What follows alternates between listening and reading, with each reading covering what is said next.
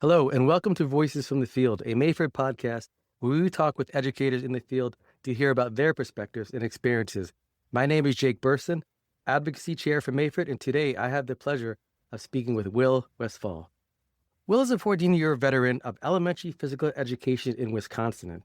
He has a passion for helping people to see how human motor learning in a meaningful PE framework can be practical for everyday teachers. This passion and experience as teacher, coach, and researcher has led to Will presenting across the country in recent recognition as a Teacher of the Year by the Wisconsin Health, Physical Education, and Shape America Midwest. Welcome to the show, Will. Jake, it's great to be here. I'm excited for the chat. Awesome. So, Will, before we get started, what's making you smile these days? I feel like that can be tricky, right? Because we smile on our face. But right now it's something that genuinely makes me die. My laughter and smile. There's an Instagram clip out there of an old British sketch comedy show, and it's 4 people going to a therapy session, and one guy is afraid of the phrase, and then the next person who comes in has a fear of things being repeated. The third person who comes in has a fear of apologies. And then the fourth person who comes in has, when he's scared, makes animal noises. And it's this domino effect of somebody apologizing, which leads the guy to scream, which then the guy who is afraid of screams. And then the person who doesn't like things being repeated screams. And then because they're all scared, the fourth person makes an animal noise. So it's goofy. It's goofy, dumb, but thought out sketch comedy that I will laugh at every time. I like that. What inspired you to become a PE teacher? For me, I am from a family of teachers. And so when I started college, that was really the last thing I wanted to be. Wanted to be a little different than the rest of my family. But as I moved along in college, and that was mixed with a little bit of coaching, I very much enjoyed the feeling of the people I'm working with figuring something out, them getting what I'm trying to help them solve.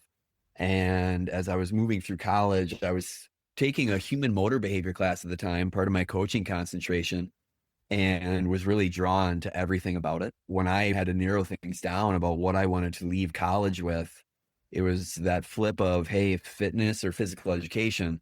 And I felt like fitness, you learned a little about a lot of things. Whereas in physical education, I felt you really learned a lot about one thing. And I really liked what that was about and what it could be. And then the second step there, because I did have a lot of those diverse interests, I went straight to grad school, down to Southern Illinois to learn with a guy I really appreciated his research. His name's Jared Porter. He's at the University of Tennessee now. And when I was there, it was something I wanted to pursue, but I also knew it would help me narrow things down. Am I going to go be a strength coach? Am I going to go get my doctorate? Or am I going to be a physical education teacher? And by the time that was all done, it was like, you know what? I feel like PE is where I can make the biggest impact on people. And that feeling that I knew when I was much younger of helping people get it and helping people get where they want to go. Absolutely. So it sounds like Jared Porter had a big influence on your choices to become a teacher. Is there anybody else that had an influence on your teaching? That whole Southern Illinois grad school staff, that kinesiology department was so cool. You're a little bit older, so the relationship's different. The conversations and just like the collegiality of that years was awesome. I wouldn't trade that for the world. But yeah, those people had a big influence on me. And then the more I look back on it, just the expectations and the way I was taught at Wisconsin lacrosse. Dr. Christy Malley was my advisor. Some things in Massachusetts the past couple of years that some of your members might know her name. Lori Peterson, Jeff Steffen and the things he taught us about adventure education, Garth Tymason and the way he ran our adapted physical education program. As I get older and have more conversations with some of my colleagues, I realize I left that school learning things that they never discussed as they went through their programs, or the experiences we had with our adapted Phy-Ed program and the experiences we gave adapted PE families throughout the lacrosse area a lot of what I am today is because of those people and what they put in my head and what keeps me learning and moving forward. So it sounds like you had a broad and diverse amount of experiences, adapted PE, adventure education. That's really great. And that's kind of led you to where you are right now, right? So what core values guide your PE program today? For me, when you look at how our world continues to evolve, I feel like the movie Wall-E is always should be a really good reminder for physical education teachers.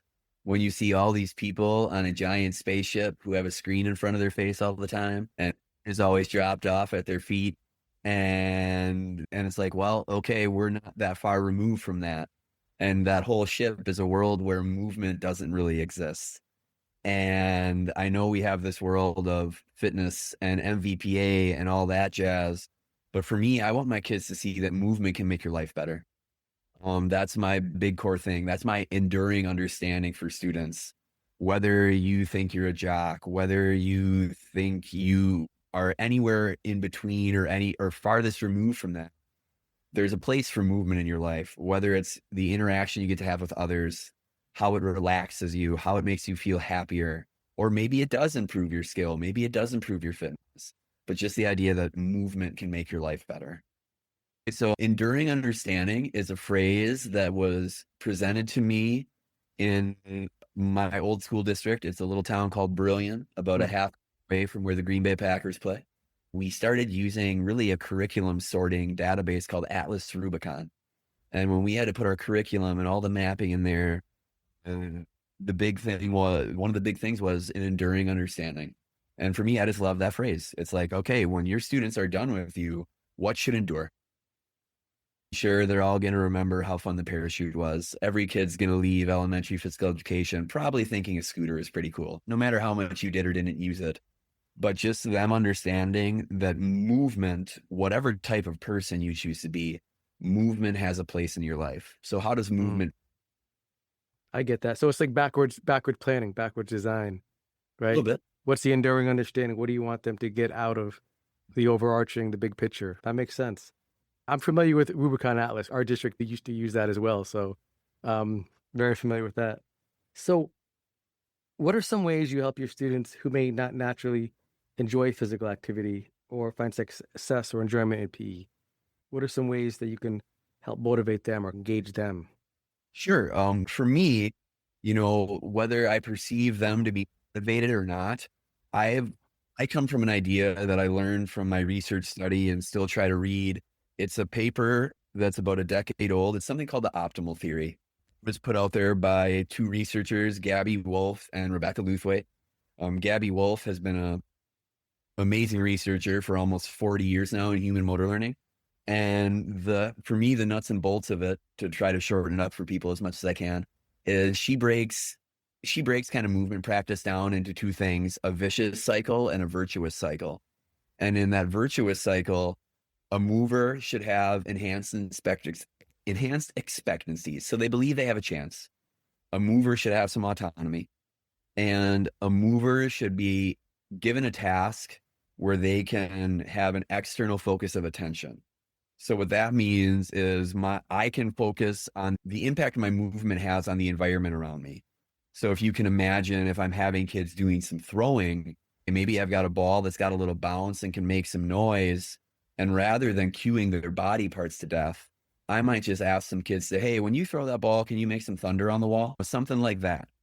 If we can create environments where those things are happening, what the research suggests is we get better practice and we get better learning.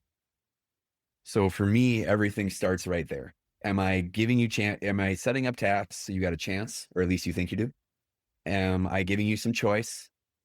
And am I creating environments, or really, that's a big part of my planning. Am I creating phrases that help you observe, that can bring that environment to life? Whether it is, when you throw that ball, let's make some thunder on the wall. Hey, when you let it go, can you scrape the floor? Rather than cueing their body parts to death, can we use metaphors and analogies? Interesting. Those types of things. And for me, that really sets the stage for really intentional differentiation. Because if a student is going to believe they have a chance, kids very quickly figure out if they can or they can't. Hmm. Right? So that's where okay, they need to believe they have a chance and give them some control. All right, if we're working on striking, as long as they're safe with equipment, it's not unreasonable to have 3 different choices on what type of paddle they could use.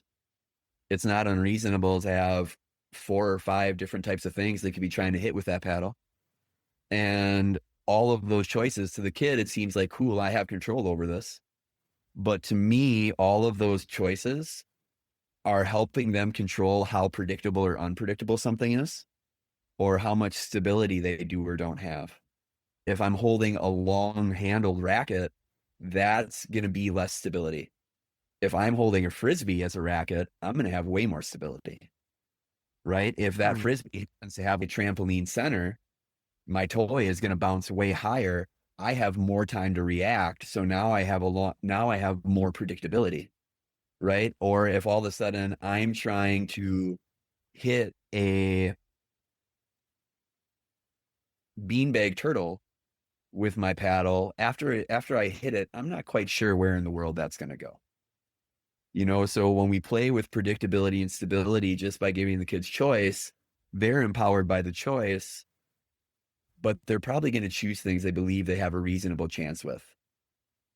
Right. So right Right. there, we got our differentiation. When they get older and we start learning game strategies, I'm probably not breaking my units down by sport, right? Because when they get older, if they hear the basketball units coming up, they probably have a pretty good idea if they're enchanted with basketball or not.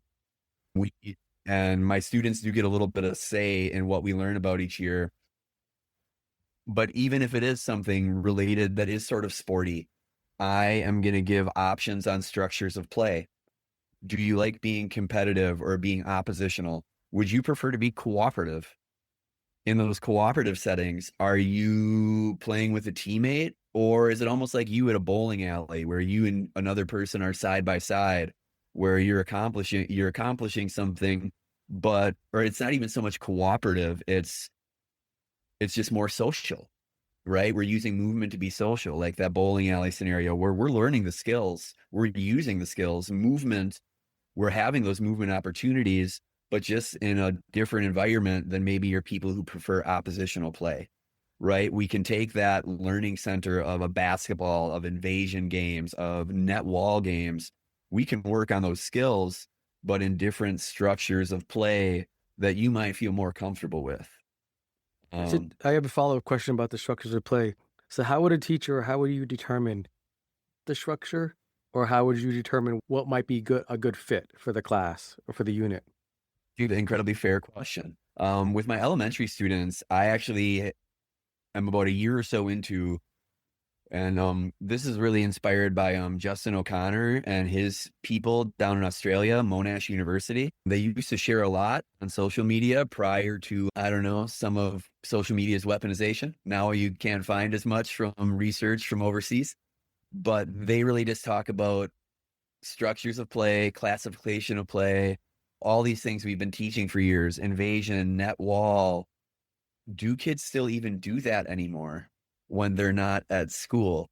So with my young kids, we have units that are based on structures of play. We started the year with turn-based games. And the beauty for me with that is we're learning valuable social skills on how to take turns, how to play together. But every day we can be working on a different movement skill, right? Maybe one turn-based game or activity is striking. The next one, we might be doing our throwing. The next time we're playing a turn-based game, it might be a little bit of an obstacle course. So we get to continually come back to skills. Then we went from that to synchronized activities where we did some parachute routines together. We did a little, I wouldn't call it interpretive dance, but we had a little creative dance together.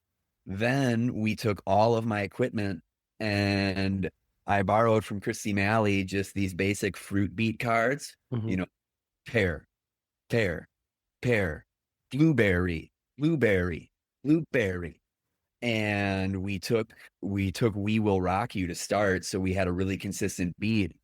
And I'm like, okay, guys, with our pear, pear, pear, pear, pear, pear, what beat patterns with your toys can you make up? And, so kids would have pillow hockey sticks and they would go jump, jump, smash, jump, jump, smash. So we're learning how to do synchronized things together, but we're not really dancing. We're taking that stigma away for the jocks or whoever thinks, oh, I'm not a dancer, right? We were just playing with toys to a beat. And then once we had the hang of We Will Rock You, then I said, okay, guys, now we're not We Will Rock You anymore. We're going to get fancier.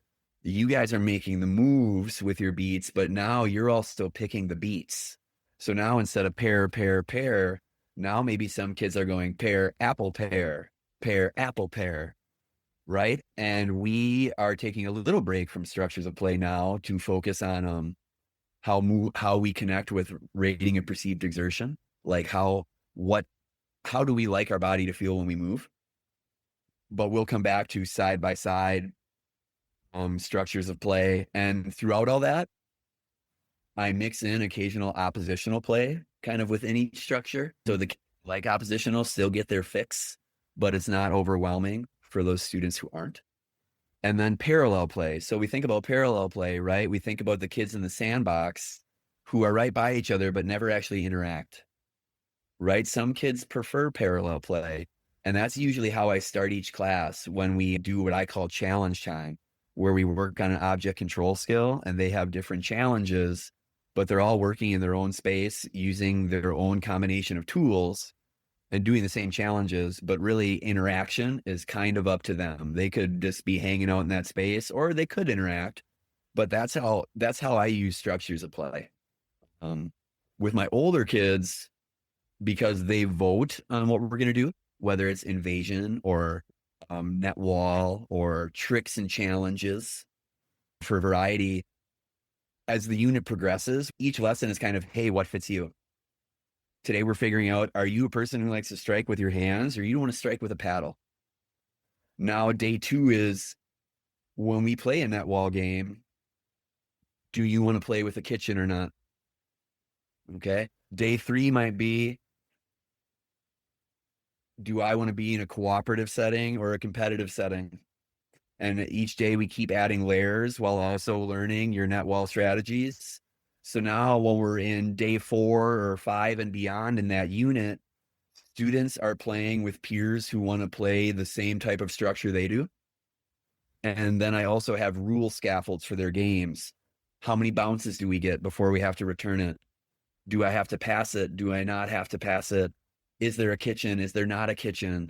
Do I get to redo a serve? Is our serve line flexible? Am I not even playing? Am I not really even, are we even volleying at all? Or are we really just using striking skills to try to win a game like Battleship or Tic-Tac-Toe? I just said a whole bunch of things in a lot of different orders, but that's how I try to get a lot of kids where they're at rather than forcing them into the hole I want them to be in, I guess. You explained it really well, and you gave specific examples, which I think will help our listeners out. You mentioned earlier chance, choice, giving them autonomy, the different structures of play. This is all great. You're definitely expanding my mind with these structures. Awesome stuff. Let's talk a little bit about change. What's one change you love to see in how schools approach physical education? I think it's something I'm maybe biased about or passionate about. I would really love to see more people getting on board with standard 4 in the shape standards. And standard 4, when you read it, is really kind of heavily tied into the meaningful physical education framework.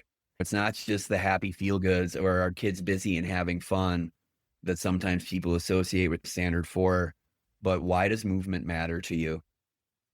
Why does movement matter to you? I remember sitting in a meeting when I started at a new school district and we were rewording some of our curriculum, figuring out where certain courses fit, because with with consolidation, some grade levels were making the jump from elementary to the middle school. And I was kind of the new guy. And I threw out the idea of, in our wording, I said, guys, there's nothing about students enjoying it. Shouldn't that be somewhere in there? And I kind of got looked at like I was crazy. Even us, right? We're more likely to do it if our emotions drive it. Hmm. There's a good quote from the book. It's either no sweat or the joy of movement that logic doesn't motivate us, emotions do.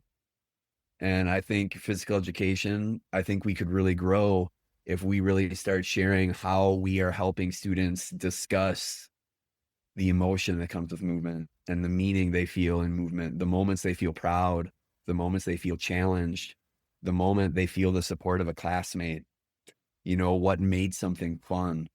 I think when I'm finding my students love to chat about it, I am finding parents love to hear about it. When they hear about what structures of play their kid enjoys, when they hear about how, okay, my kid really prefers to play in settings where they get to just do their own thing compared to, or not compared to, but also then there's the student who really thrives on being with others, right? When we start tapping into those things, coming back to my enduring understanding, that's where you get kids who really find room in their life for the fact that, hey, movement can help my life, right? A catchphrase that I use in my presentations is when we get that going, that's where we get students to move rather than students feeling like they're being made to move. Say that one more time. I'm getting students to move rather than making them feel like they are made. Move to move instead of made to move. I like that. And I imagine it can be an eye-opening experience, not only for the teacher and the students themselves, but also the caregivers when you're communicating with them about what their child is doing, and they're building that relationship and hearing all the feedback. That's advocacy right there. For me, the bluntest way I can put it is I've probably been diving into this approach with standard form meaningful PE for about 4 or 5 years. Mm-hmm. Years before that, I never had a parent crying in a parent teacher conference. It's not a brag, but just the emotion they feel when they hear about what their child's connecting with. Like I have a student who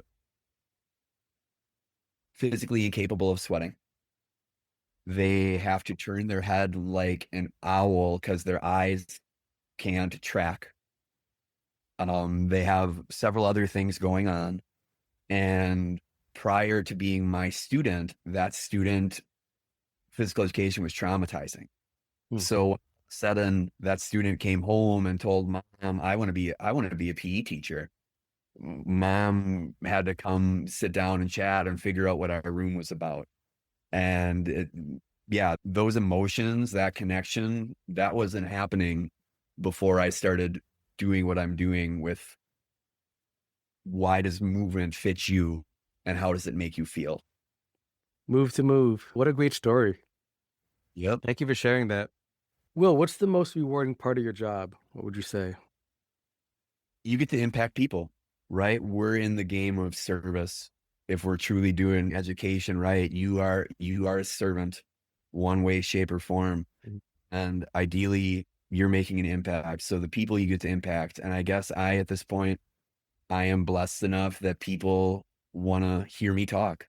So I don't just get to impact my students. I get to impact my coworkers, my colleagues, future professionals. That is a humbling, important responsibility, but it's awesome at the same time. Absolutely. So you go around to different conferences, you talk with your colleagues, you lead some PDs. Tell us a little bit more about that and how that works. Yeah. So I guess the past years for me, when things kind of really took off is Christy Malley, myself, Jordan Manley out of Kentucky, a few Mhm. other people. We gave a 2-part presentation at Shape Cleveland where I basically gave a mini lesson for 30, 40 minutes of what I do and how it looks. And people were very intrigued. And also being a contributing author to a book that's soon coming about meaning physical education with about a dozen or so teachers across the country and how they're using it. And particularly with Christy Malley and the Wisconsin and the UW system schools, getting the chance to have virtual chats with their students, send videos of how I teach or just things I think about when I teach, things like that. It's just, it's like I said, it's another piece of getting to impact people, which is really enjoyable, just like it is when you get to impact your students. Yes, absolutely. You talked about Jordan Manley, and he's the founder of the HP Collective, which is where I actually met you. Can you tell our listeners a little bit about the HP Collective and what it's about and kind of what the goal is?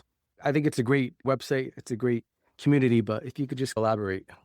Yeah, so the HB Collective, Jordan Manley, and a few other health and physical education colleagues, a little over a year now, they started it up and they really wanted to establish a place that is strictly for us. You know, health and physical education, whether it's Facebook, Twitter, Instagram, those are places that are filled with so many other things. And the HPE Collective can be a place where we share all those things, but that's all it's about, right? It's just us and health and physical education and just really trying to, good, better, best. And it's gaining traction day by day, month by month. I think the more people that are willing to join and participate and share, I think that can be a really solid place for HPE people, and we can continue to grow each other. I believe they have webinars and some PD opportunities on there. It's not a place where they're going to say, "What's my lesson plan for tomorrow?" Right? It's a little bit more in depth. It's more comprehensive, and it's really to help and kind of be a community for the health and phys ed world. Exactly. The webinars and everything there, and just with the passion, kind of their board of directors is bringing, I can Mhm. see something that's continuing to evolve. And so that hopefully you don't have to feel like, man, I need to be an expert to go on the collective. But really, wherever you are in your career, you can jump on there and feel like, hey, I have a place right now where this can benefit me here. This can benefit me 5 years from now, just so we can keep each other growing. Absolutely. You can always learn from your colleagues. What's one or two ways that you advocate for your program specifically? I know we talked about all the things you've done, but what are some highlights for you as far as advocacy? Advocacy for me, it's evolved so much over time. When I was in a rural school district in one school, I was able to run a lot more school-wide programs, whether it was fundraising, whether it was walk to school Wednesdays, being involved as a coach, just like my presence, my consistent presence in the community was a tool in and of itself. Top of the newsletters, on top of the video recordings, those types of things. Whereas now, when I'm trying to support my children in their endeavors and I'm in two different schools, which makes the after school and around care programming harder, I think I am most impactful with community and family by starting by just sharing with my coworkers. Here's what's happening in physical education here, and the things that we've been talking about, they see, hey, this is a classroom for everybody. When I'm able to converse with them about the student's needs and how we see the same thing and all of those things, for me, it starts there. Since I'm in a place where I can't run as many around school programs, the field days and things that I run, I make sure that those are tight, that ABC, T's are crossed, I's are dotted. Mhm. That when families show up, it's like, okay, this person knows what's up, They know what to right? do. They know when their child is with me every day that this is a person who's got their stuff together and is going to do good things for my child. And then right along with that, being fortunate enough and I guess willing enough to have helped write our state standards, go present, Mhm. being fortunate enough to receive awards that gets put in the school newsletters, that gets put in the paper, that gets put on social media. It gets people talking about you. It gets people thinking about you. It gets people more willing to help you, right along with, getting grants from places. Those little things that kind of keep you, not intentionally, it's not like you're looking for attention, but that keep you on everybody's radar. So that's like good things are happening there. That's a good person with our children, trying to do good things, not just for those kids, but things that then are impacting our whole community because of how those kids are benefiting. Absolutely. Thank you. Let's talk a little bit about students that might be reticent, and that could happen for a variety of reasons. How do you go about encouraging them in your class?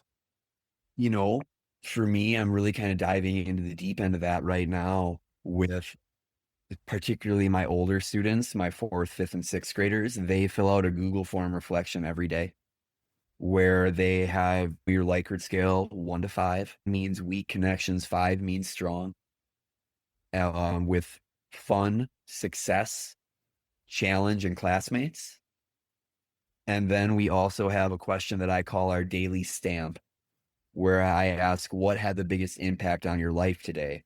Was it personal relevance? Was it classmates? Was it challenge or fun? And they need to explain why. And before Christmas or the holiday, that led to 885 data points, right? Wow. So I started talking with AI about those 885 reflection entries. And after I asked questions I thought were important, I said, hey, what other trends do you see? And it saw a lot of things. things, things, things that would have taken me days. And one thing that really resonated from the reflections is there were 3 big categories of kids. We had our people who more or less call themselves high achiever, who fit with being a high achiever, basically. We had kids who AI described as socially sensitive, and like the dynamics of that are really important. And then the third one was a type of student it called the silent middle, the kid who's there doing their job, but they're not super engaged. Interesting. Yeah. And then there was a secondary category based on their responses of students that interpreted as anchors, who are giving good reflections and mentioning other and being mentioned by other people. There was participants, so they are giving good reflections, but not really being mentioned. There was, or I might have that one wrong. They're getting mentioned, but not giving good reflections. There it is. Then there was the observer, the person who gives reflections. Yeah. Participant gets mentioned, but is giving bad reflections. The observer gives good reflections, but isn't really getting mentioned. And then there was the ghost. They're not getting mentioned and they're not writing good reflections. So for me, like those silent middles, those ghosts, that was sticking out. I'm like, I don't want silent middles. I don't want ghosts. So coming back from Christmas now, I shared out all that data with the students, and it even broke it down between one of my classes, and how one class AI essentially described as the class of conflict based on their reflections and their data.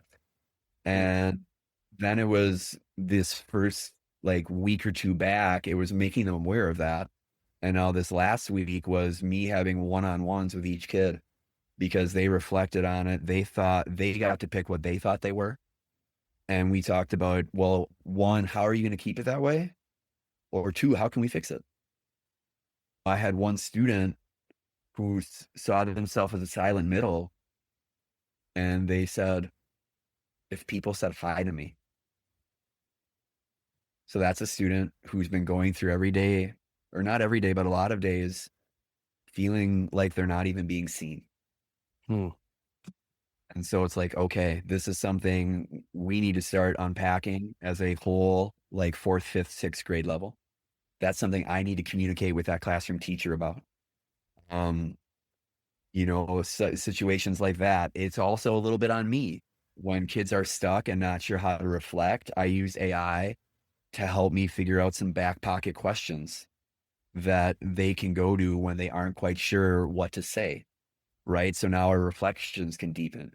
I also added a question to our reflection just to put how much our interconnectivity and the way we treat each other matters, where every student every day needs to pick tell me somebody who impacted class for you today and tell me why they did. Right? It's also something for me now where I am assigning 2 or 3 kids every day to be class anchors. And if you're a classroom anchor, sure, you're doing all the things we usually try to do, but I am also giving you the extra responsibility of you need to put a little extra effort into making sure things can go well for the people around you today. Right? Because if I feel safe, if I feel connected, if I feel seen, even if something's a struggle, even if I'm realizing, hey, this type of movement isn't meaningful for me, I'm still on some level going to be a productive contributor to our class environment.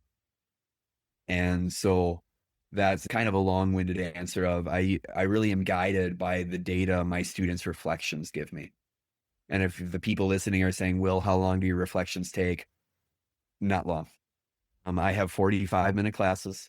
And for those fourth, fifth, and sixth graders, most of them, even the ones who reflect well, they are done with that in about 2 or 3 minutes. The ones who really like to shine in their reflections, they may take longer. That's okay. But most of them are fairly efficient and effective with it. And I mean, you can see from the description I just rattled off for you, their reflections tell me a ton. Mm. And they're being honest, it seems like. Oh, for sure. For sure. And the ones that aren't, it's stuck out in the data analysis. And you heard there that I'm trying to take steps, and I'm also trying to help them see, hey, you can take steps here too. And here's the tools I'm giving you to take those steps. This is all very interesting. How long have you done this process of this self-reflection with the students? Is this something that been more recent, or have you been doing this for a number of years, or has it kind of evolved over time? Have you always done this and it's been different? We, the students, part of it. I am 5 years into this, 5 years? Wow. and it's gotten a lot bigger, if you will. It started with me getting a grant from the Phys Ed Connections Conference that used to happen in Stillwater, Minnesota. It was an awesome conference that they no longer run for a variety of reasons. And I was getting into the meaningful physical education framework, and I bought, with that money, laundromat racks that were collapsible. And I had pocket charts for every single one of my classes. And kids would put rubber bands in their number, and those rubber bands were color coded for their connections for the day, whether it was Hmm. classmates, fun, challenge. So we could, when I would look in their translucent or see-through pocket charts, I could start seeing what colors are you putting in there? What connections are you having? Moved school districts because of my son's medical conditions, wanted to get closer to where we actually lived. And, having laundromat equipment doesn't work everywhere. So then I had to get a little more nuanced. So now what I've settled in on with my younger students, I have closure corners. We have 8 big vocabulary words: hard, fun, easy, proud, Mhm. classmate, success, challenge, and life. And at the end of every class, I have those broken into 2 groups of 4. So it's a blue sign day or a white sign day. And at the end of every class, students go to the sign that they think fit them best. I have my tally chart of who went where. And then when we come back together, I pick one kid from each category and I cold call them of, hey, why did you go there? Or since some of my students' answers have been lacking depth, I brought up those back pocket questions earlier. I will occasionally mix in. I go, okay, Jake, do you want mild, hot, or spicy? And you pick mild, hot, or spicy. And then I give you that mild, hot, or spicy question about fun or about challenge. So that way the kids who aren't quite sure how to handle that open-ended prompt can handle a much more direct prompt. And that all leads into our end of unit oral reflections, which are delightful. Just the different ways that kids perceive your class. Hmm. And then the older kids, we've been doing those Google Forms for about 3 years. And it was always about informing my practice with them and seeing what they connect with best.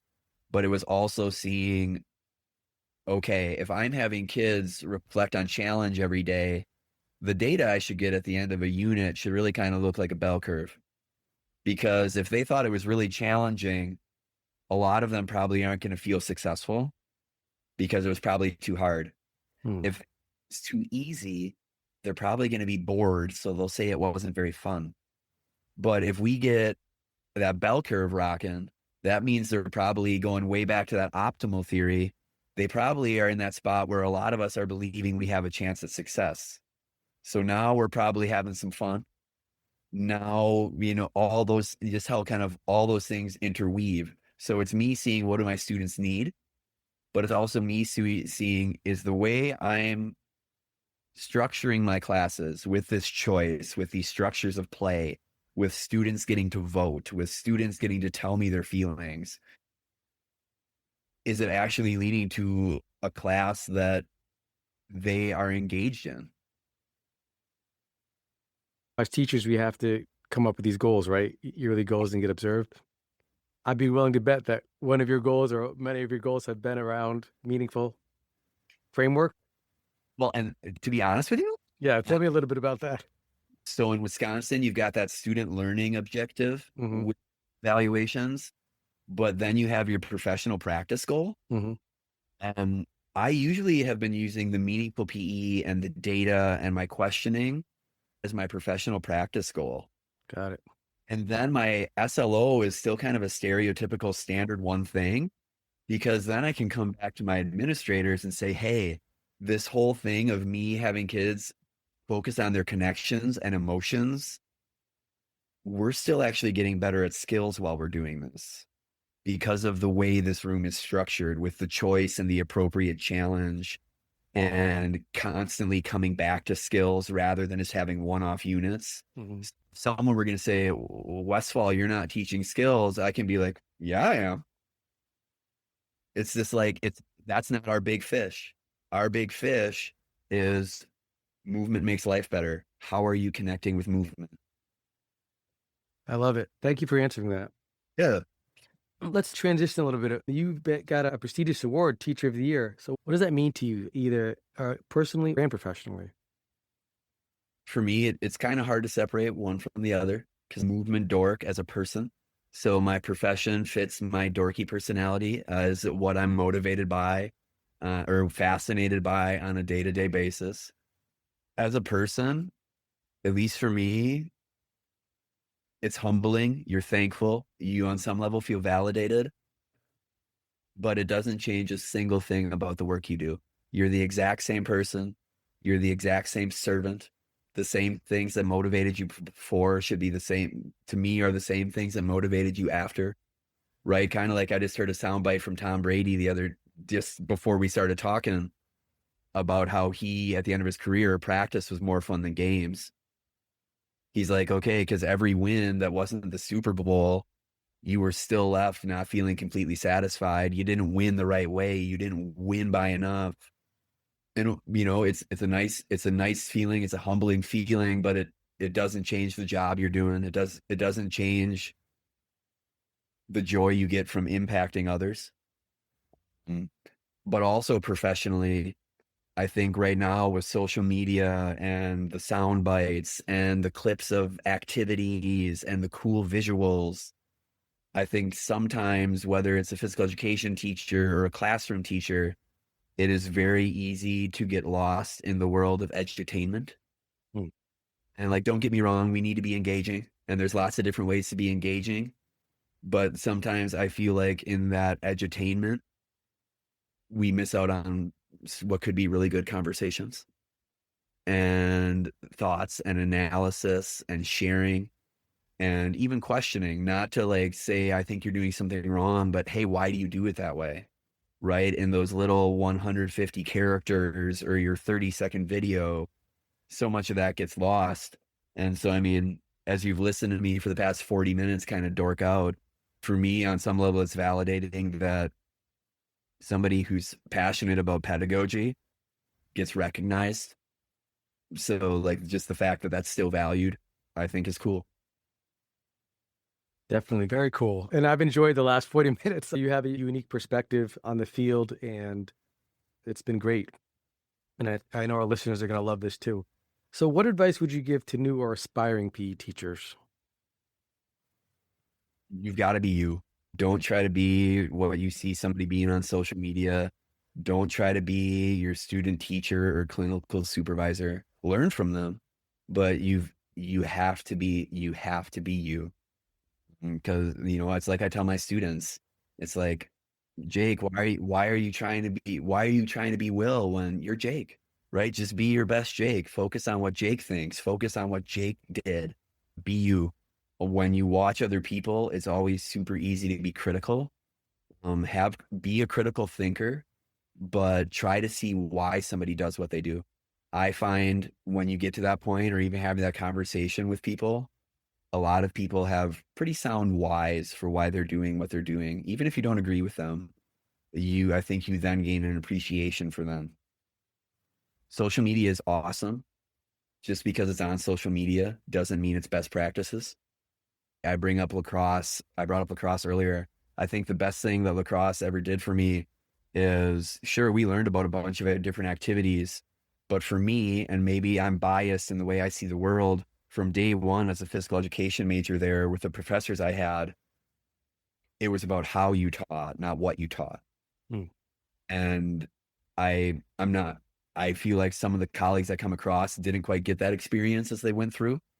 Um, so that's my challenge to those young or future professionals. When you see something on social media, um, just always make sure it fits with the best practices that you're trying to enable, not just busy, happy fun. Um, if you can, try to learn about the meaningful PE framework. It has changed my life for the better as a phy ed teacher, physical education teacher. Sorry, Wisconsin says phy ed.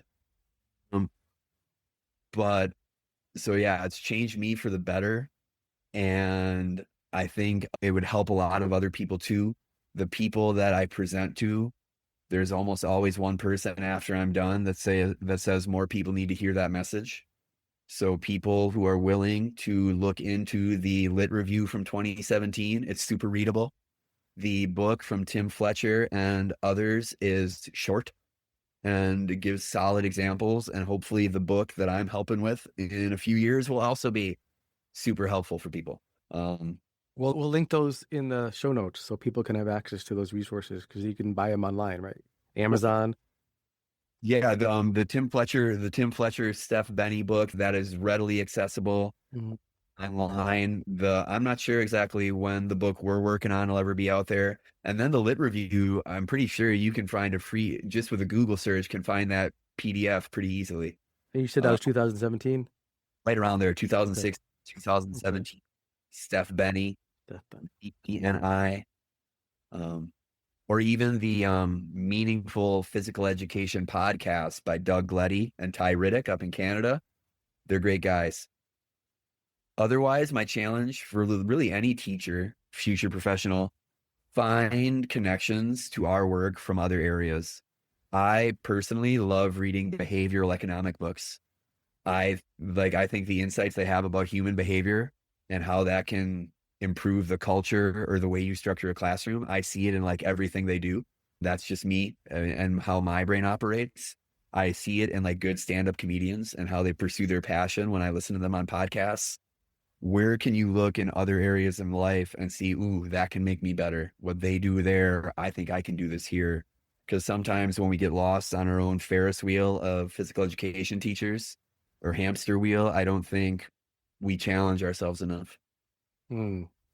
Getting a unique perspective by looking into other areas too, other content areas, other occupations. Interesting. So, Will, as we come to a close, how can our listeners connect with you if they have any questions or they want to reach out to you? I guess the easiest way, just with our notification world, is probably social media, whether that is Instagram or I still call it Twitter. I don't think I'll ever call it X. So those will be the places that they could probably most readily get my attention and get back to them. And then from there, if we, wanted to talk more, we could exchange emails or something like that. I'm an open book. That's fantastic. Will, thank you so much for saying yes to the podcast again. It's been great chatting with you. Listeners, if you have any questions, you can always email us. We'll have this episode uploaded soon. Also, please rate, like, and review the show as it does help other folks find us. Thank you all for listening. Have a great week, and we will be back soon. Thanks, Will. Hey, Shake.